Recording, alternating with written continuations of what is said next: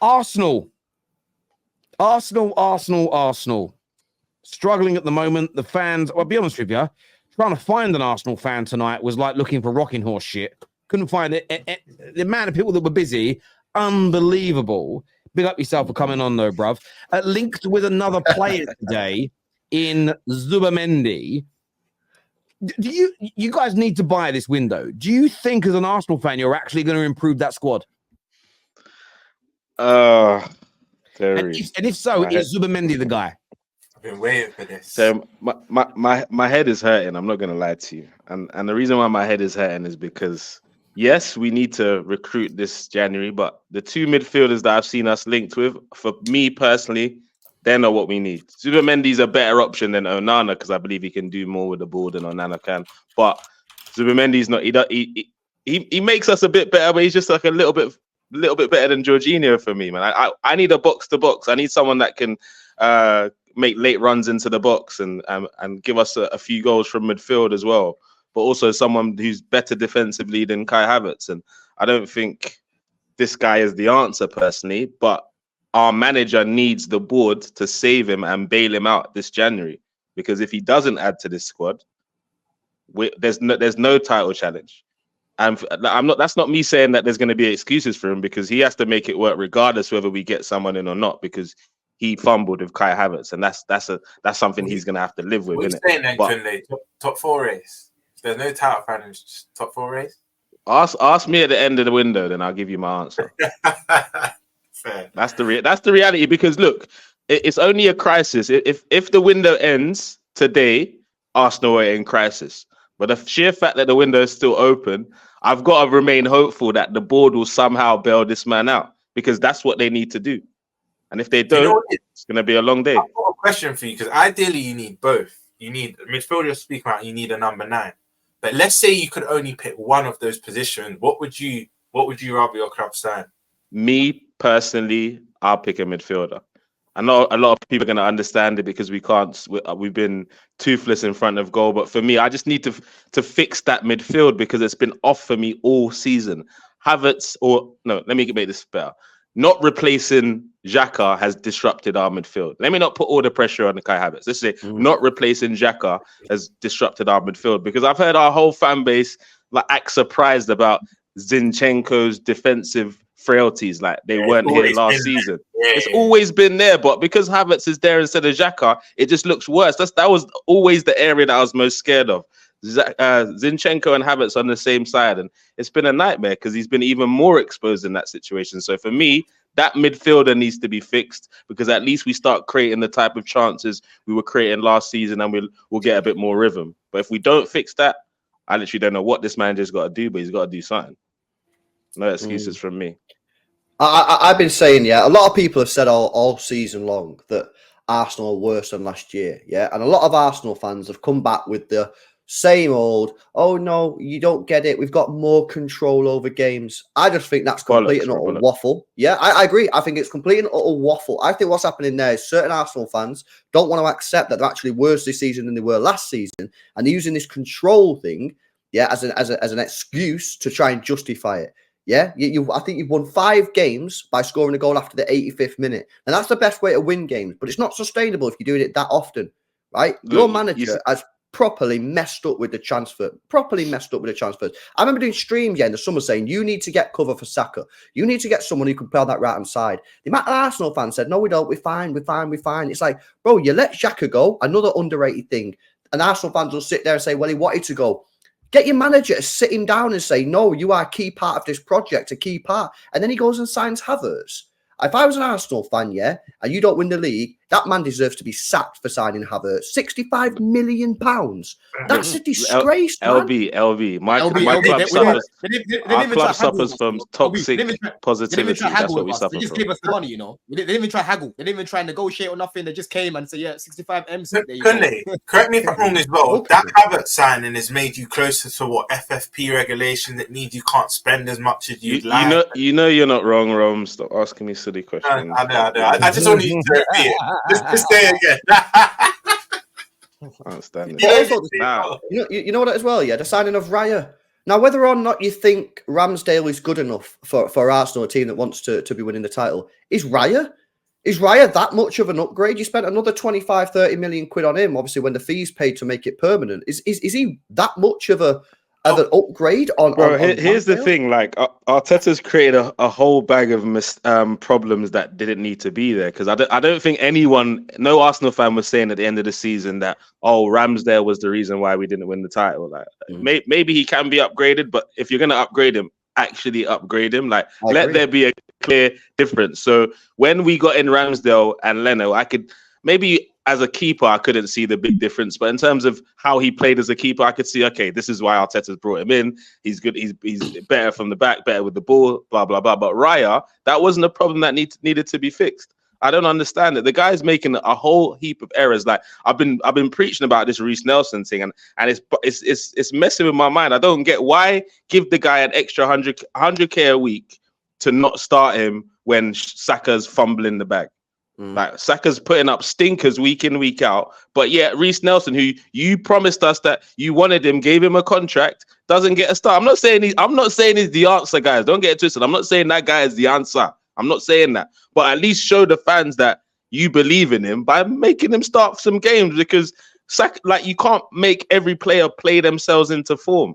It doesn't work out like that. Drop him for the team. Make him feel that he can get dropped, for goodness sake. He's a young boy at the end of the day. Work yourself back in the team.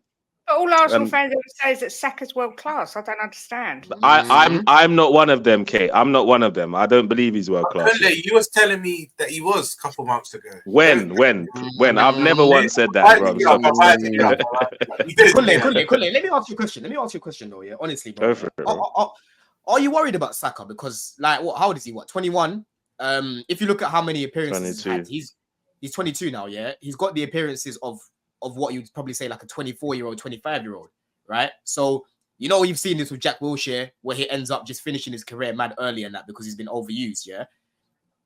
Do you think that Saka can really get to that next level being overused like this? Or how do you think Saka's career is going to sort of go from here, man? Honestly, bro, because the guy's he plays every game, bro. Every single game. First of all, the main difference between Jack Wilshere and Bukayo Saka is pounded yam, ogbono soup, jollof rice. It's in the system. Niger boy at the heart, the core. So we don't have these same injury-prone issues as Jack Wilshere. But that to the side. You know how it goes, bro. You know how it goes. So, but with Saka, I don't know. I think he's shown physically he's capable of just kind of avoiding a lot of injuries. He's super strong. His strength is up there, but I don't know how that goes. I literally don't know. But it's clear to see that he needs to get taken out of the limelight for the next couple of games. Watch the game from the bench. Don't even play him. Don't even give him a chance from the bench. Just bench him. Tell him watch the game for a little bit, and let's see. Because Arteta, this favoritism, just playing the player because he's your favorite star boy, all that stuff. He's clearly playing badly.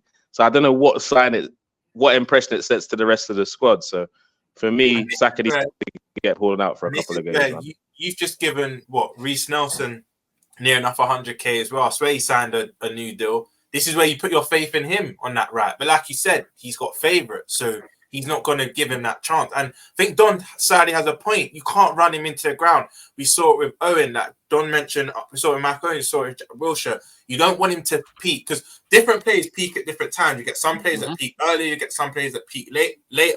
But he has all the attributes to have quite a long career. But Arteta's killing him. Not even just Arteta. You have to put some of the blame on Southgate as well. When he plays for England, he plays pretty much every night, most 90 minutes as well. So you can't blame Southgate, bro. I don't. I think Southgate's completely not a fraud. No. He plays all the time for England when he doesn't have to. How many games do we have for England? Like 2 games in a 2-week period every 4 months. You can't blame Southgate. I hate the guy. I think he's a fraud, but you can't blame Southgate. This is the club's responsibility to manage the players' minutes, not Southgate, who gets. LB, the reason why I say that, because some meaningless games when England's already qualified, where you could look, we've got an abundance of talent in England, where you don't have to play Saka on that right wing.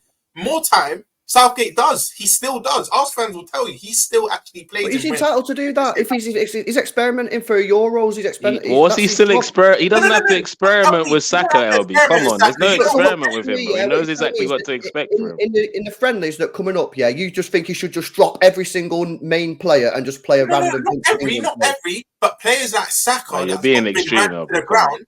I think players like Saka, he should rest. He can still have his fault. Roms, that's not his fault. He's been running to the ground. It's not Southgate's fault that Mikel Arteta's playing him every week. That's Arteta's problem, not Southgate's problem. So if he burns out in the Euros, Southgate will be upset as well. Do you get me? So it's hurting him in the long run too.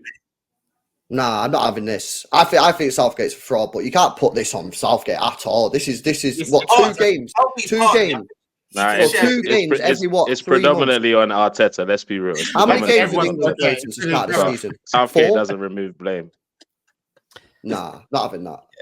I want to ask a question about Arsenal. We know they're struggling at the moment. 1 win in 7, rightfully criticised. Is it not an overreaction, though? Is it not an overreaction? Not to the bad... I see the season's over. It's all done. Not turning it around. Not going to find form. Is that not an overreaction to a team that for the last 18 months have been, barring City's sitting here, they've been better than everybody else, and they are struggling right now? And I'm not suggesting that the Havertz still hasn't had an impact. Martinelli and Saka are definitely nowhere near their form. But I know there's banter, but do we think this is it now? This is as good as it's going to get? They're going to go backwards? Or even if they... Because for me, it just feels a little bit of a... from rivals especially, and some Arsenal fans, like a gross overreaction to the situation. No, because for me, I always said, like, you can check the receipts. I always said that my goal is to get to January. Get to January still in the mix, because I knew Kai Havertz was a hazard. I knew it. Like, I saw it from early, and I was just praying that we could creep our way to January, still in the mix, and we can go and rectify that situation. So I think the alarm bells ringing are too loud right now, because, as I said, the January window ain't over. We're still in the mix. It's not like we're out of the title race. There's plenty of games to play. So I don't know everyone's panic stations. So I'm not there yet. But if the window closes, Terry, let me not lie to you. If the window closes and we don't sign anybody, problems for the rest of the season. Anyone that's always been Arteta out, I actually get their reaction. If you're someone that's never rated him, I get why you're reacting the way you are. But I saw an Arsenal account today, a fairly big one, fuming about a picture of Saka chilling on a boat. And I remember that picture because it came out 2 years ago because everybody was talking about his ashy legs. And I remember it, right? And I remember it because I remember like messaging a few people saying, sorry, I've never heard the expression ashy. Just wasn't used when I was a kid, right? Then I realized what it meant, dry skin, yeah? So I'm like, you're so angry and overreacting that you're out in Saka and spreading your own fake... When you're spreading fake news about your own club... I tell you, I'm sorry, you are not... You can't just say ashy and they try and carry on. You can't just say ashy and they just carry on. But that's what people were saying, right? No, I know that. But I'm saying I remember that because I remember he doesn't realize the impact of his comment. That's what it is. One of them ones. That's what people were tweeting. I was sitting there confused. I didn't even know what they meant. I remember his legs and his knees are looking dry. Well, that's probably because for me when I saw it, and then it's his legs are dry. I was like, I didn't know that's what people called it, right? I was like, I was like, of course it probably is. He's been in the sea, innit? When you get in the sea, you get at the sea. Everyone's legs are dry. Right? Yeah. Oh, the guy's a millionaire, man. The guy's a millionaire. When you come out to sea, have some nippy on. Don't do that. Don't act like you out the water. Hey, Don, that's poor by you, Don. Your fellow African brothers. How you want to do it? There is no man I know that gets out of the sea or the pool when they're on holiday and goes, everybody stop, get me my cream. I don't know any geezer that does that, bruv. No geezer from anywhere. Like, but the thing is, I'm just like, if you're spreading your own fake news about your own club, there's got to be a like they're not in a stable place, especially if it's from somebody that 3 weeks ago was singing Super Mick Arteta or we're going to win the league. I just think that I get rivals jumping on the bandwagon. I get that. You're meant to. We're meant to. It's like with Man United situation. Everyone's meant to jump on us. I get it. But the way I see some Arsenal fans react, who 3 weeks ago were convinced they were winning the league, We're only putting 1 or 2 Real Madrid players into this team.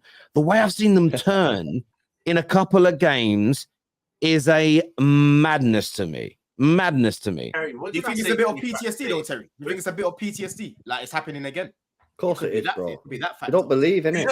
Do you know what I was going to say about the Arsenal thing? No, you're saying this is a bit of overreaction. That Conte said, I think it depends what they do this window. But if they don't do anything this window, the reason why I'm going to say, you alluded to the last 18 months, Terry, they've been good.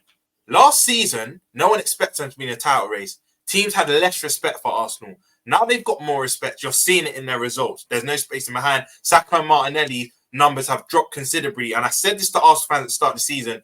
There's no guarantee they replicate this form. They were speaking about Salah and Mane. I said, how dare you? They were doing it season in, season out, putting up these numbers. That's why our number 9 didn't necessarily have to score. Saka and Martinelli's put up these numbers for 1 season. If they do it again, I'll give you a credit. But the reason why I think this could be it, I think they'll stay with us and City till about late March. But the reason why I think Arsenal will tail off if they don't sign anyone, because teams have less respect for them. And you're seeing it. The proof's in the pudding. You're seeing it. They don't have that player that's scoring. Saka and Martinelli's dropped their numbers. Gabriel Jesus. We've always known he's not prolific. Again, they don't have that 8 that can cover for Zinchenko to cover that defensive deficiency. And I just think it will be us and City till the end again.